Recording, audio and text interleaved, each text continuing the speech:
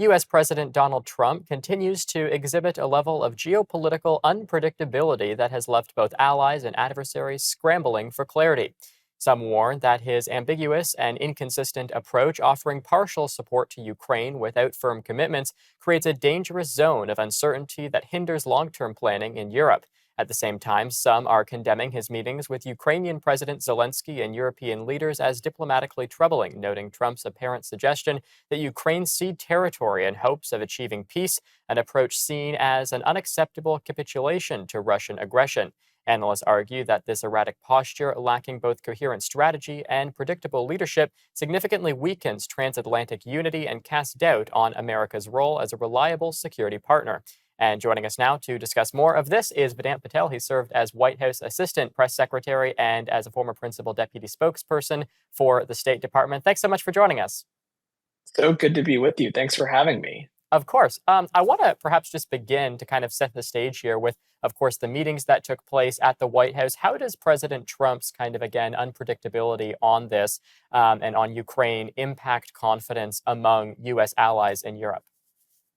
Well, I think what we're seeing is really foreign policy on the whim. We've seen an administration that oscillates between ultimatums, peace overtures, and unilateral pauses in support, making our stance on Ukraine look incredibly reactive and inconsistent and not strategic. And I think this inconsistency risks weakening our alliances. Democracies, especially those in Europe, they count on predictable, principled leadership, especially from an American president. And volatility in that creates openings for Moscow to exploit some of those divisions. And if you're looking at Donald Trump specifically and his strategy on this, what risks does Trump's approach kind of pose for Ukraine's ability to secure Western support, whether it be from the United States, Canada, and again, just countries who it seems are in a position to potentially support them? Sure. Well, I think this is a little bit bigger than just Ukraine, and that Hmm. damage that we see, it's not just in words, but you're basically seeing the sidelining of durable frameworks like NATO and ongoing defense cooperation. And these are things that have anchored Western resilience since 1945. And this meeting with Putin last week, it basically gave Putin the stage to reshape international diplomacy on his terms by excluding Ukraine and Western allies from the center of the discussion. Of course, it was a good thing that President Trump met with European leaders and Ukraine a couple days after, but really that they should have been front and central on these discussions from the get-go. And what about, because people are kind of making the realization, of course, that some of the adversarial powers, you mentioned it's bigger than Ukraine. If you look to places like Russia, China, North Korea, again, kind of those big three, their relations, they seem to be growing closer and closer by the day in terms of their opposition to democracy and just kind of ensuring that people can go about expressing how they want to express themselves freely. How should Western countries kind of unite, again, in the face of the adversarial powers uniting?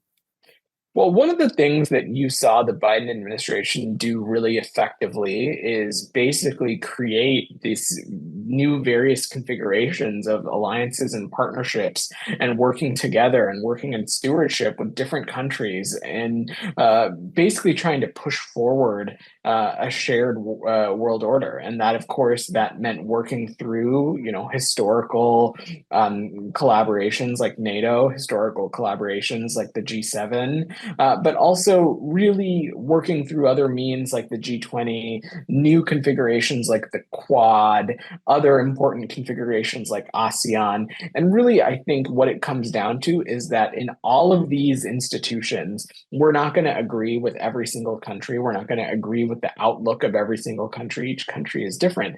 But what we hear time and time again, and what we heard throughout the Biden administration was that countries want America to have a seat at the table. They want America to lead. They want America to lead and help find solutions to some of these pressing challenges. And when you are operating on a foreign policy by the seat of your pants, which I think is what this administration is doing, that leaves a vacuum. And it's got to be really concerning to see who is going to fill that vacuum. And you mentioned the Biden administration. Of course, where I'm speaking to you from right now in Canada, like the state of Canada US relations is an example of something that was quite stable over the course of the Biden administration and is yet just another example of something that has become more and more kind of turbulent over the course of the Trump administration. I mean, I'm wondering, I suppose, how global leaders themselves, whether they be allies or adversaries of countries like the United States, actually interpret Donald Trump's lack of kind of a clear foreign policy doctrine, again, kind of leaning into that idea of just unpredictability, more broadly speaking. When it comes to addressing some of the key challenges that are facing this world, whether that be Russian aggression in Europe, whether that be further exploits by the People's Republic of China in the Indo-Pacific, you want to be tackling all of those things with your allies and partners at the table, working hand in hand, working collaboratively. And I can tell you from my time in government, when we worked on some of those issues, we made sure Canada had a seat at the table. And I can name so many things from the war in Ukraine to challenges in the Middle East to challenges in our own hemisphere in the Caribbean in places like Haiti, where we talk to our Canadian partners every day. We wanted to make sure that their perspective was reflected. We wanted to figure out solutions to these pressing challenges with them hand in hand. And that's really how diplomacy is supposed to work, especially with a country like Canada, where we have so much not just shared history, but such a shared worldview about what it means for democracies to have a seat at the table and what institutions like the G7 and NATO mean. One of the main speculations, too, has been with respect to why Russia did its full scale invasion in February of 2022, has been that Ukraine was threatening to join NATO. So, in this case, what are some of the broader implications potentially for NATO if America is seen as kind of this unreliable security partner under Donald Trump, as some of the European leaders themselves have been talking about? The core fabric of NATO is that every country joins NATO taking its Article 5 obligations incredibly seriously. And Article 5 is essentially the core of NATO, which says that an attack on one is an attack on all. It's only really ever been induced once, and that was after 9/11. And that just shows the seriousness to which this is the fabric of an institution like NATO. And I think our NATO partners and our NATO allies want to see certainly an American president who believes in Article 5, who abides by its Article 5 commitment. That's what is expected of a country like the United States and the leadership that it brings to the NATO alliance. And Donald Trump, in recent days, Caroline Leavitt, his press secretary, had come out and said at one point that they weren't going to rule out sending U.S. troops. Then, just recently, they said they are going to rule that out. How do you kind of balance that? And should the administration perhaps be weighing this idea further of, again, potentially putting U.S. troops on the ground? And furthermore, is public opinion in favor of that, given it seems, at least the last election, right? Donald Trump campaigned on trying to get America out of wars. Whether or not that's worked would be a whole other discussion. But it seems as if, again, putting American troops on the ground was an idea that wasn't super popular over the course of the election. So is Donald Trump doing this, kind of a political strategy and trying to recognize that the vast majority of Americans don't want that to happen?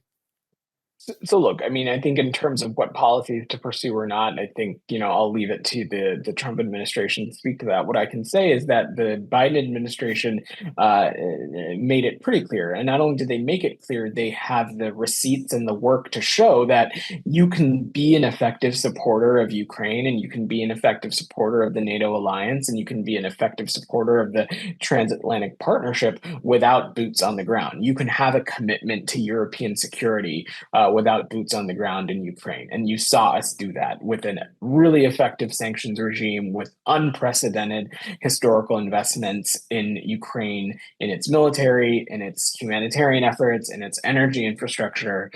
There is a way to support all of these things without putting boots on the ground. And just briefly here, we only have about a minute left or so, but even domestically, right within the United States, the issue of whether to send foreign aid has become pretty contentious, not even just with respect to Ukraine, but of course with respect to the Middle East conflict happening between Israel and Hamas as well. I'm wondering how you foresee kind of this debate again over sending foreign aid, over America assisting democracies in regions where, again, democracy isn't really embraced or isn't really the norm. How do you foresee kind of the debate unfolding within the United States domestically? I think a really important thing to remember is that America, the United States, has always played the role of being an indispensable nation. And that is what I think every president and every secretary of state and secretary of defense should strive for this country to be. And that, of course, means militarily, it means diplomatically, but it also means the role that we play when it comes to development and addressing humanitarian issues. And if the United States is not leading on some of these issues, then again, it creates a vacuum for either someone who we don't want to lead, someone like Russia, someone like the PRC, someone like North Korea, someone like Iran, or even worse, it's some kind of combination that we're not even aware of, and that is why it's so incredibly important for the United States to keep leading. Okay, we'll leave it there. Vedant Patel, thanks so much for the time. So good to be with you. Thanks for having me. Thank you.